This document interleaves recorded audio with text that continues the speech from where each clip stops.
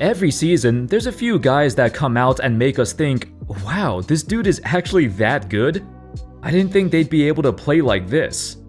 Typically, most fans think that way about a lot of role players who blow up and have a career season, some of them even leading their team in scoring now. Others might have seen their potential from the start, but it's still surprising to see former role players, even former bench warmers, break out into the spotlight. That's what happened to these guys. How's it going, folks? My name's Andy, and today let's take a look at 5 NBA players who weren't supposed to be this good. Without further ado, let's begin. Also, if you enjoyed the video, make sure to subscribe. If you like the content, drop a sub or a like, and thank you so much for the support. Number 5. Norman Powell. I could have probably talked about him a year ago, as he had a breakout season in his last year with Toronto, before getting traded to Portland. Though I remember back in 2015-2016, Raptors fans were adamant that Powell was a sleeping beast. He would always show flashes of brilliance, but never got much playing time. I didn't believe it though. He was quite inconsistent, he had a shoddy jumper and racked up DNPs in the playoffs. At best, he'd be an energetic hustle player off the bench. Or so I thought. In recent years, however, Powell's improvement has skyrocketed his value. In the summer of 2021, he even signed a massive 5-year, $90 million deal. That's crazy, especially since just a few years prior, he was playing fewer than 20 minutes a game, and averaging like 8 points a game. His production since 2020 solidified his spot as the third option on the Blazers. Sadly, it looks to be a little too late. For years, the Blazers had a hole at small forward they struggled to fill. They've needed a versatile defensive-minded wing for a while now, but by the time they finally found someone good, their window is basically closed. From the looks of it, both Dame and CJ have already reached their peaks, and due to injuries or age, they've regressed, right at the peak of Powell's breakout year. It's terrible timing. Prior to the season, when the future of this team was in jeopardy, Powell was the only player confident they could still turn it around, especially on defense. In an interview, he stated, "I think there's another level we can get to defensively. I've talked to Chauncey about that and he's very on the same page with me. And how we are going to change the way we play defense, be more physical, do different things throughout the course of the game, different coverages, different schemes." Unfortunately, the results haven't translated to the court, as the Blazers are once again 29th in the league in defensive rating. Number 4. Terry Rozier. Terry is one of those guys who you're kinda shocked he lived up to that contract he signed back in 2019. For 3 years, $56 million. I remember how much the Hornets got criticized for offering that much for a backup point guard who just had a mediocre season. Terry was not expected to be good at all, and this contract was about to be the biggest joke in NBA history. However, kudos to him, he worked his tail off and lived up to it.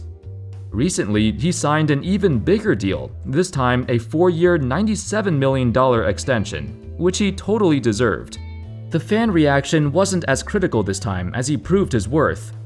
While his numbers were impressive, according to StatMuse.com, he was the only player in the NBA to shoot 50-40-80 splits in the clutch, with over 55 attempts. Terry has proven his critics wrong once before, so he can do it again. After spending years begging for more playing time in Boston, this was his big break. What's even cooler is how his efficiency also improved greatly. Usually, if you give someone a much larger role compared to before, you expect them to struggle with the defense focusing more on them. That's the complete opposite case with Terry. He's more productive and more efficient. A rare combo. It makes me think he's always had this in him, but wasn't in the right situation in Boston. Alongside his teammates, they've led the Hornets to an improbable top 3 offense in the league, plus second in pace. A huge turnaround from their previous season, where they were 22nd in offense and 20th in pace. Their entire game plan has changed, and are now one of the league's most exciting teams. It's a total team effort, of course, but he's a huge contributor to their success. Number 3. Tyler Herro. Did anyone else think that when the 2019 NBA draft happened, that Tyler Herro would be better than RJ Barrett at this point? They've had comparable careers up until this season, as Herro is quickly widening the gap, while Barrett is still trying to find his place. The Heat are poised for a bounce-back season, as Herro has been at the forefront of this turnaround. Not only is he the second leading scorer on the team behind Jimmy Butler, but he also takes the most shots on his team now. Yet, he comes off the bench. In fact, Herro is poised to win 6th Man of the Year if he continues his production. Heck, he might even win Most Improved Player. Correct me if I'm wrong, but I think this might be the first time in NBA history when a bench player leads his team in field goal attempts and usage rate. Herro's usage is higher than Jimmy Butler's. And not sure if the Heat have a chance to make it out of the East, but this season has been a lot better than last. The confidence is certainly there, it always has been. Not too long ago, we heard Herro say this in an interview. I feel like I'm in the same conversation as those guys, the young guys coming up in the league who can be all-stars, superstars one day. Luka, Trey, Ja, those guys. I feel like my name should be in that category too. He got kinda clowned on, cause he's not there yet, but he's rapidly getting there. A year or two from now, perhaps we'll look back on that quote and say, wow, I guess he was right. Number 2, Fred VanVleet. In the post-Kawhi and post-Lowry saga, VanVleet has blossomed into an all-star caliber player. Actually, he's been the starting point guard and de facto leader for a few years now. But for him to put up these kind of numbers is insane for an undrafted player. He struck me as a guy who can be a solid rotation player, but never did I imagine he'd become the best player on this team right now. I think we all thought Pascal Siakam would take over as the franchise player after Kawhi left. But he's had his struggles. It's VanVleet who took over. Yet, he's still underrated. His career is one of the greatest success stories we've ever seen in sports. A guy who every team passed on, even in the Summer League. Nobody but the Raptors gave him a chance to join the roster.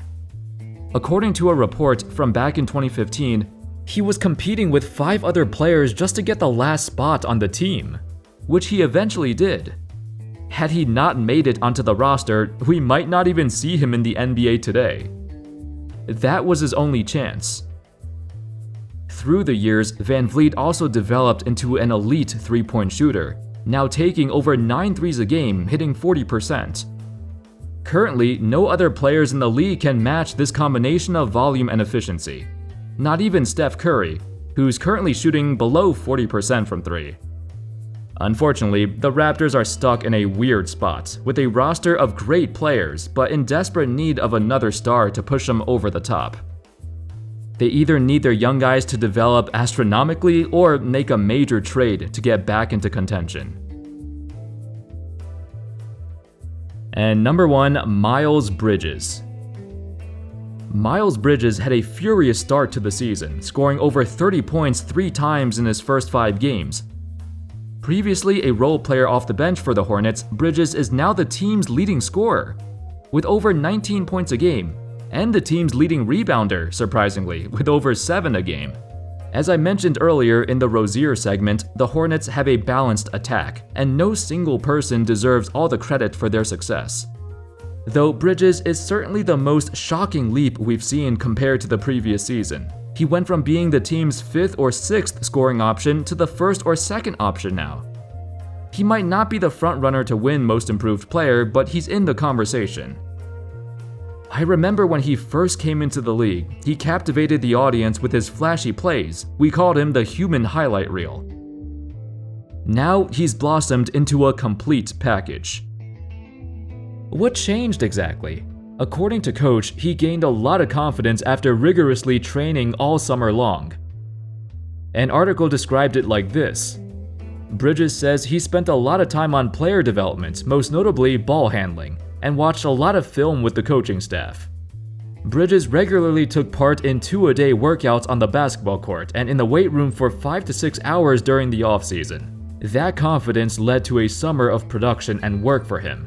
He became obsessed with it. He wanted to get so much better.